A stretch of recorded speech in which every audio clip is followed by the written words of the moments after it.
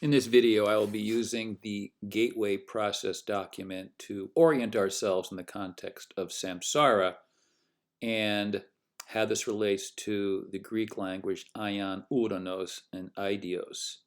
So this image that you see on the left is from the gateway document. You can see the title of it right here. It's written by a Lieutenant Colonel McDonnell. And here is his breakdown of simplified version of quantum mechanics for us, or the quantum entanglement. So this is infinity, pure consciousness. This area here, this clicked out area past Planck's constant, or Planck's distance, is intermediate dimensions. Heaven is a word for this, where near-death experiencers go, is to this domain. And then down here you see time and space. This is Earth right here. So this is the Aion. This is Ouranos. This is Aidios. Aidios, Ouranos, and here is the Aion. So that's how we'll be breaking it down in case you want to keep listening. So this woman gave us some great information. So her name is Elizabeth Crone. You can see she had a near-death experience. She was 28 years of age, and she was struck by lightning outside of her synagogue in Houston, Texas. After leaving her body, you can see, following a light that took her to a garden she can only describe as heaven. That's the best language. Now, she didn't go to her synagogue because she was a believer. It was more social for her. She was a skeptic, really an atheist, didn't believe really anything. So it was more social for her. She was bringing her kids to the synagogue for some type of gathering, and then she was struck by lightning in the parking lot. And this is, in yellow, the nutshell.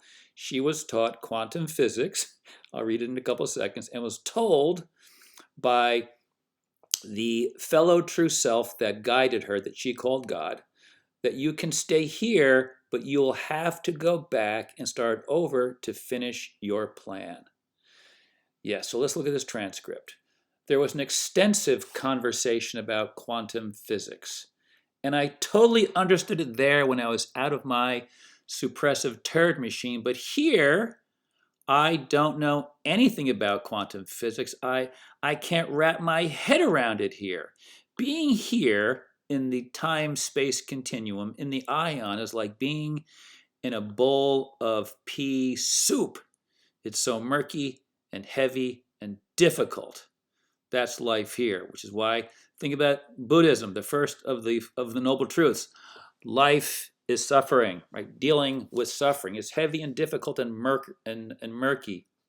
So this is only about a 30-minute video, so it's really worth listening to. She is very good. She is an attorney. She's very intelligent, very objective, no BS. She's really wonderful. So she's told, you can stay if you want. And she was like, why would I want to go back? And then the guide said, there was more that you had planned to do in this life. There was more that you had planned to do in this life. So that's why you can go back if you want to handle that. Here's what would have happened. You'll have a third child. It'll be a girl. She was also, this is 1988, it was like, let's call it March. She was told, I think it was 88 when George Bush Sr. won the presidency. She was told that George Bush is going to win the presidency this November. That's what they told her. So this is what her guide, who she called God, said. You'll have a girl. She has already picked you and your husband to be her parents. You know, people say, well, you can't pick your family. Well, apparently we do, and it's because of dealing with our own quantum entanglements. So she was told, you can either go back now and finish your plan that you signed up for. You're 28 years into it, or you can stay here and start over again. How's that? How do you feel about that one? Well, that's what many of them are told. This is a very, very common scenario that they are told. Where you can go back, you can start over, stay here, or go back to finish your plan. Go. So that's kind of the situation that we are in. So let's look at this. How should we view this? We should be like Socrates and understand that we're dumb as shit here. Why? Because it's murky, heavy, and difficult. That's life here on purpose. when she was put back in her body, she was told that I'm going to have to squeeze you to put you back in your body, and it's going to hurt. So she was squeezed back in. Lots of the NDEers say, I expanded like a balloon and I was huge. How did I fit in that little body? Yeah, your pure consciousness, trapped in a turd machine, thinking that you're the turd machine and not pure consciousness, is the message that NDEers experience, which is consistent with what is in the Upanishads. So, samsara and karma. So what is samsara? Samsara is endlessly, let me go back here. Samsara is not knowing that you're in pea soup, living multiple life cycles over and over again, working through your karma. That, your energy that you created, right? So over and over again without knowing that you're not your turd machine. Samsara is living out a life never thinking that you're anything other than a turd machine, a human body-mind complex. You go back to Ouranos, or wherever we go, and then we recycle back in. That life cycle is samsara. So if you never heard this before, okay, well now you're aware of samsara. NDEers and intense yogic meditation lets you understand who you actually are, and theoretically you're freed from samsara. Is that true? I don't know. Many NDEers say that though, so we're going to go through this. So I'm going to show you what's available for you to read and consider. So if you put karma and samsara as models of quantum entanglement into Google, you get this AI response. I'm not going to read these. You can look at them. You can pause for yourselves. These are the key texts of Vedanta, the Bhagavad Gita, which is the teachings in the Upanishads condensed into a story. So the core idea of this comparison is that both describe a local profound interconnectedness in a cycle of cause and effect that transcends conventional notions of linear time and separate entities. Einstein called it, the entanglement, the spooky distance. Anyway, so you can read this as well. So karma and samsara, they are reflect. You can see parallels between the Vedantic ideas. I don't like the word spiritual. The Vedantic ideas. The Vedantic ideas and scientific concepts. Really, the Upanishads could really be called the ancient science of consciousness. That's really what it should be referred to as. So there's a term called Maya as well. Maya and the quantum entanglement. You can read about Maya as well. It's typically called the illusion, but the illusion really is that objects like cars have any meaning for us. That's Maya. We give ourselves into the emotion of getting a new car or a new house or whatever the hell it is. And that is Maya. We give this thing that should have no meaning, we give it meaning. That's a simple way that we create Maya for ourselves. Okay, but these are useful terms from 4,000 years ago, at least according to the timeline. Karma, Maya, samsara all relate to what we know about quantum physics and the quantum entanglement. So this is the image of samsara, of the Buddhist rendition of it. You can go online, put in samsara, and this will show up. The Hindus have a version. This is I don't know if the Vedantins did. But what we're going to do is we're going to apply what is in the gateway document to this. So let me show you how we're going to do it. We're going to break it down, and there you go. Look what I did. I took absolute and infinity. It's out here. We have intermediate zones where this document was of interest because they're interested in doing remote viewing. So they are very well aware that we, the pure consciousness that animates the physical body, can leave it and enter intermediate zones. This was 1983. This document was published. So this is the intermediate zone. And then here is the time-space scenario that we are in. Okay, so let's break it down. Here we go. You can see the absolute and infinity, pure consciousness. This clicked out portion surrounds the time-space continuum. What we do, we cycle in and out of bodies through this scenario here because we are in what? We are in a containment field. If you look at the gateway document, a torus field, an electromagnetic containment field is what we're living in according to quantum mechanics, which matches up perfectly with the ancient Buddhist and Vedantic ideas of how consciousness operates. So this is a much more simple way of looking at it, right? So, and I've showed this image before. So let's just pretend there's darkness here. There's pea soup. We're in darkness here.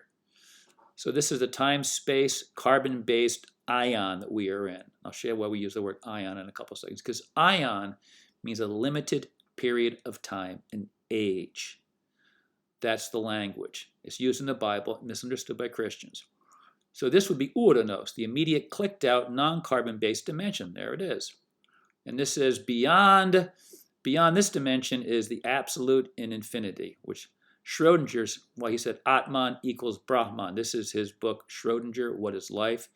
He was inspired by Arthur Schopenhauer to read the Upanishads. And it was Watson of Watson and Crick who was inspired by Schrodinger to discover DNA. That is the power of the Upanishads. From Schrodinger, rather from Schopenhauer to Schrodinger to Watson and Crick, and now we've got the genome because of the thinking that exists in the Upanishads that is consistent with quantum mechanics. Pretty amazing, quantum physics. So this is a much less complicated version than this, but the same idea, right? So we've got the ion here. We've got Ouranos, the clicked out portion here. We've got the absolute Brahman here. And there we have it, the absolute in infinity. We've got the clicked out intermediate zone. And we have the time-space continuum that we are currently in. So this is a pretty easy way to look at it. Now here's how I think we should look at it. Stage set Earth, the containment field, the torus that we are in, the containment field. We'll call it the third dimension because there's no turding going on here. Turds are only taking place here. Where do we live? We live in suppressed, right? Pea soup, like Elizabeth Crone said. It's like we live in murky and darkness, pea soup, and confusing. Yes, we are suppressed in our human turd machines. It's a domain of fear, ignorance, darkness, death, confusion, suffering, and hedonism. So we should look at it as being a rock tumbler for the true self. And our earthly incarnations allow us, the true self, to become polished and refined and eventually free to leave the third dimension and hopefully get into the absolute. That's the idea. That's the idea. That is what is described in the Gita, Bhagavad Gita, as well as the Upanishads. And Schrodinger said Atman is Brahman. Brahman is another word for the absolute in infinity. The true self or soul, as humans call it, is Atman. Called daemon, actually, in the ancient Greek, which is a real problem for Christians. Okay, so this is what we are told in the Gateway document. The critical step out of time-space. Here we are, time-space. To step out of time-space, you have to have a near-death experience, or you die, or you do the gateway process, the hemi-syncing that they taught participants. Meditation, Buddhist meditation can do this. Even some ayahuasca aspects kind of similar. But really, the ayahuasca is not the best way. You want to have your mind not seeing psychedelic shit. Okay, so what are we told here?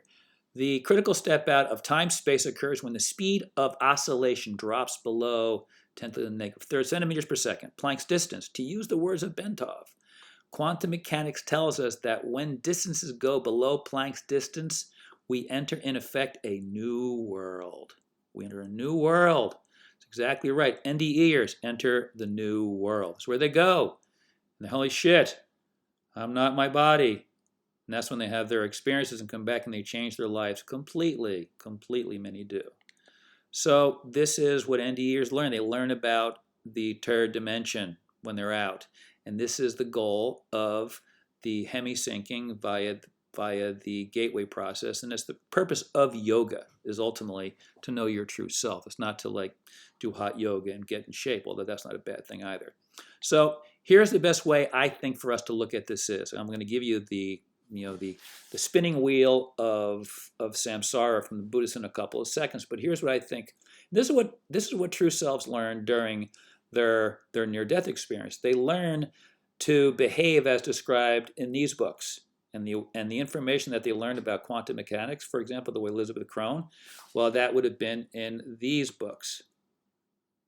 So these books, this attitude of I don't know anything, the yoke of Jesus, which is consistent with these books here as well. So these books should be viewed as, in my view, as how to help us better understand the clicked out dimension that we cannot identify with our senses. This is a human sense free domain. This is pure consciousness. And these three books here are about pure consciousness. This book here is the simple way, what Jesus said in the Bible, the Jesus character said in the Bible. This way of behaving is the simplest way to return our minds to how they were when we were children, when we very much more acted like true selves versus hedonistic adults. Think about Catcher in the Rye. We want to keep ourselves in the rye so we don't fall off the cliff into Emperor's New Clothes adulthood and completely forget who we are. That is why I think these books are all very valuable. They show us, they give us information to guide us to understanding who we really are. And the Bible is actually one of the best in terms of breaking it down, because for some of you listening right now, this would be an apocalypse, which simply means an unveiling. What am I unveiling? Information in books that I learn. That's really what I'm unveiling, and stuff else I learn. So we all get unveilings all the time. So the Bible is a very interesting book in that context. The thing to do is to step back from all these books and forget about names and forms. Look at the Gita, forget about Krishna and Arjuna. Look at the Bible, forget about Jesus and Moses and all those guys. Forget name and form and think message. Because these messages are transmitted to us in more simple fashions by true selves on earth in bodies when they create their imagination stories. Like all of these stories here that we've all are aware of can be likened to stories about these books. What did the blue fairy tell Pinocchio? If you want to be a real boy, you must be what? You must be brave, truthful, unselfish, and choose right from wrong and let your conscience be your guide. Well, you are the conscience. This is the conscience. The turd machine is not the conscience. The turd machine is your own personal Satanas, right? Your own personal adversary. Here he is, your own personal adversary. The false self limbic system called apasmara in Sanskrit is the mind-body complex that is our personal Satanas that we must overcome, our adversary, right? So what did Pinocchio do? He had to overcome his little adversary. He got duped by the coachman and Sly Fox and what's the other guy's name? The coachman and Stromboli, right? Drinking beers with Lampwick. And then he got a hold of himself, saved Geppetto, and was born again, baby, born again. So look at the Truman Show, released from his world of darkness. What happened in Captain Hook? Well, Peter Pan forgot who he was and had to become Peter Pan again. And of course, the force is obvious. And what about Dune? Think about the Gom Jabbar scene in Dune, and of course the Matrix. How about Free Guy? All those stories are consistent with these books here to varying degrees. We can use these books to think about how we can escape the third dimension and get into Ouranos and beyond, assuming that such a thing happens, which I cannot say for sure. Although many NDEers say, I saw many true souls that are freed from having to come back and live out life cycles. That means that many other souls before us have polished themselves enough, right? Here are the rocks that we are now. We polished ourselves enough and escaped to Ouranos and the absolute. This seems to be the way to look at it. Okay, another way to look at it. I've shown you this picture before. So here is Brahman, right? So this is the absolute. This is pure consciousness. Let's do this. We're going to add to this picture what we learn in the gateway document. So here we are. The absolute in infinity is Brahman. The intermediate dimension, the heavenly domains, they're called lokas, Chandra Loka, Brahma Loka in Sanskrit, and then time space, the third dimension. So you can see what happens. So this is this we're spinning our wheels, literally spinning our wheels in samsara. So this is what we do to ourselves. The red, these are all the temptations and false beliefs that we fall prey to. We believe all this bullshit. And we forget who we are. We separate ourselves. We can go through lifetimes, and ignore all of our milestones and never polish ourselves enough to be reunited with the Absolute. So the goal of our lifetimes, according to this model, is to become, again, like pure Peter Pan. Pull ourselves back. Look at this right here. Look at what happens here. We pull ourselves back from all the materialism and the false beliefs, and we purify ourselves and get back to the way we were as kids. And now we can be released back to Brahma. No more samsara for you. What was that? No soup for you. No more samsara for you. So another way to look at it with the same image. This is showing how we get released. So again, we have this image lines up. Brahman, the intermediate dimension, heavenly dimensions, they say. Various worlds, as we're told in the Gateway document, and here in time-space, the third dimension of name, form, and relativity. Time versus because in this intermediate dimension, there is time goes bye-bye compared to what it's like here. And here there's zero time. It's just pure awareness. So the goal, of course, is to do what? Again, purify ourselves. Purify or refine, I don't know the best word for it, but we can certainly see one circle to many circles and then back to Big Daddy. So this is what we're supposed to do again, right? We're supposed to follow the yoke. Now, sattva, you can see, and ahimsa. Ahimsa means never hurt, do harm to any other living being. Pure non-aggression. To be pure non-aggression, you must be sattvic. What is sattvic? 1 through 4 reflect what sattva means. You can look these words up yourself. And then you get released back to Brahman. Okay, so now we're going to use this image.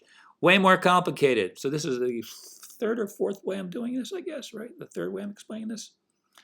So here's kind of what I created a long time ago, several months ago, maybe a year ago, just kind of working on it and thinking about it.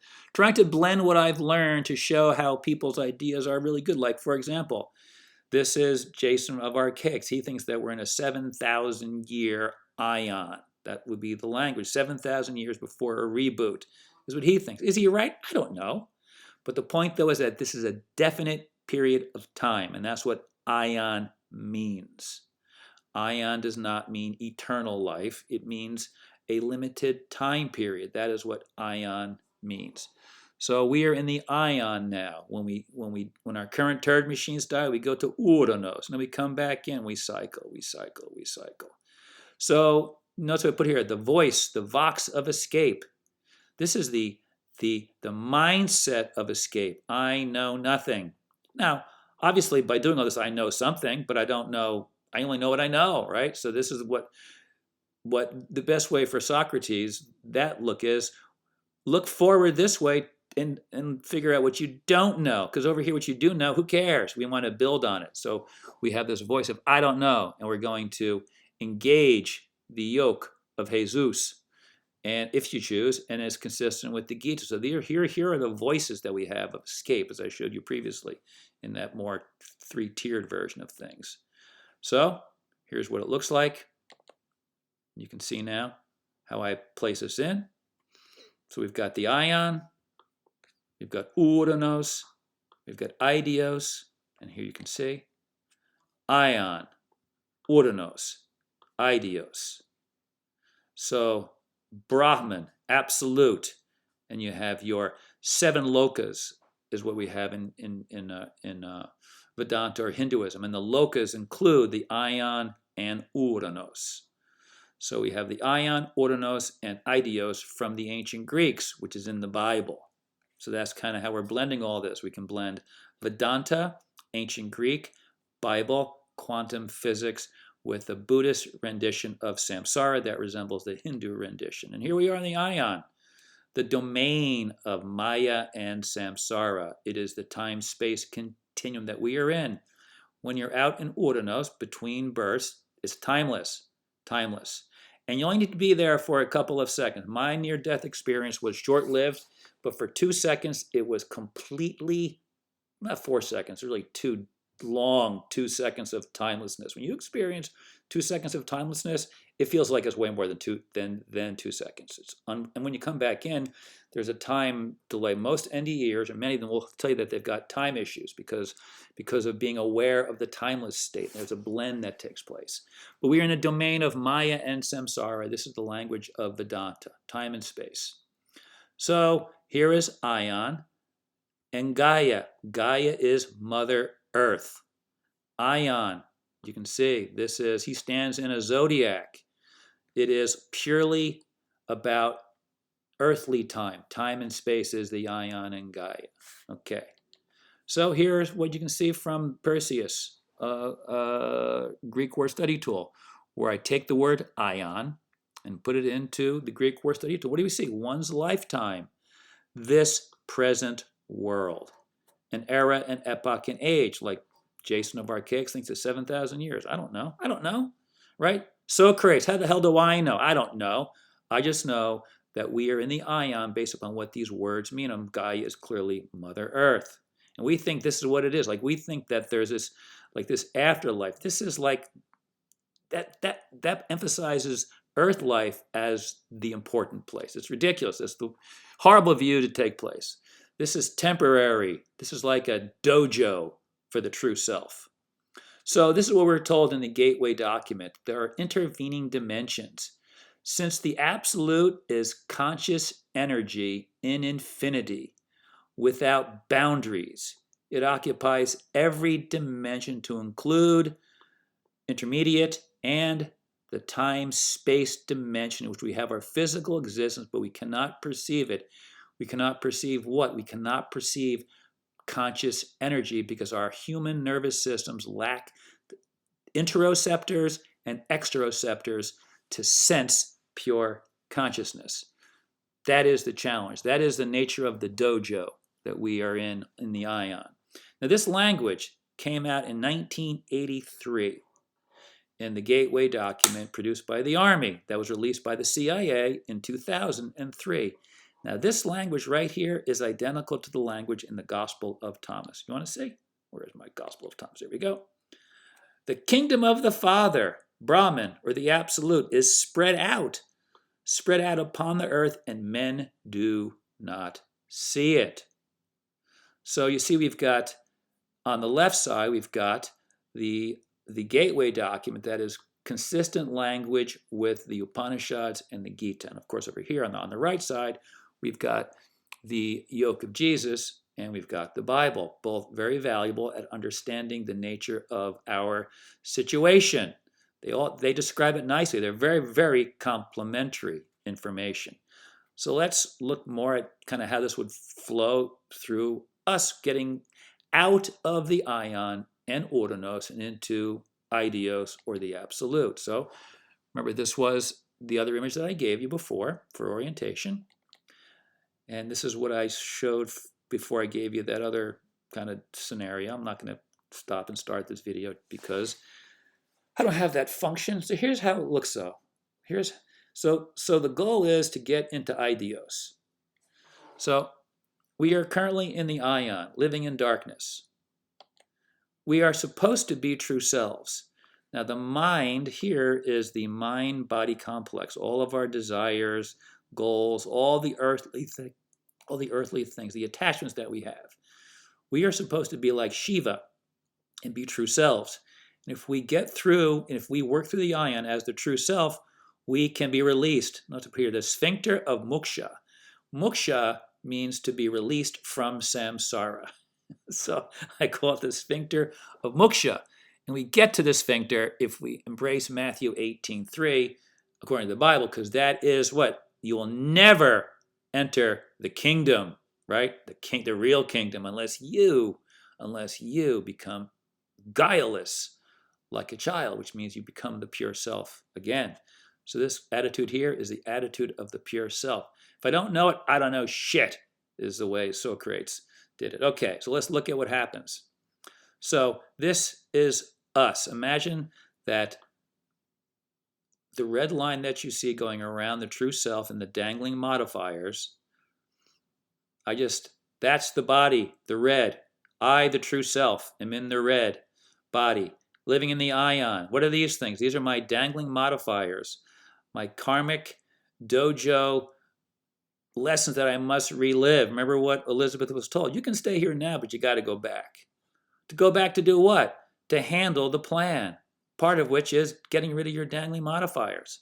So if you do it wrong and you get attached to weird earthly stuff, look what happens. And act like you're the mind, look what happens. We add more dangling modifiers. So this was a lifetime I lived. We all did this most likely. We lived as the mind body as opposed to the true self. So we added karma to us. Boom, more karma. So we commit ourselves to being the true self and not the mind. Overcome the mind, which is the purpose of yoga. The purpose of yoga is to overcome the mind. So this is how we do it. Look what happens. We become the true self again in a lifetime, whether we know it or not, right? Just follow these. If you live like this, we burn off karma, whether we stay in samsara or not. Boom, a lifetime of the true self. Knocking off karmic irregularities, fixing our entanglement in the quantum entanglement that we are in. Ooh, detangle. Another lifetime, we're going to detangle, detangling. Finally, now we're detangled. Now what happens? Now we leave the Aion, get too close to the sphincter of moksha, line ourselves up. We're going to exit the pupa. Look what happens. The sphincter loads. The sphincter loads. And we're going to exit the poop hole of your anus. Isn't that hilarious? Ouranos, Uranus, your anus. We are in turd machines, living in turd machines in a, right, death and horrible place at times. So we're going to exit the poop hole for Aidios. Here we are. We do our karma right. We get over it. We free ourselves. We enter Ouranos for one last time. The sphincter loads, and we are set free. And that is what the story of Vedanta actually is. And it lines up with what Jesus said as well in the Bible, right? And as well as the Gospel of Thomas.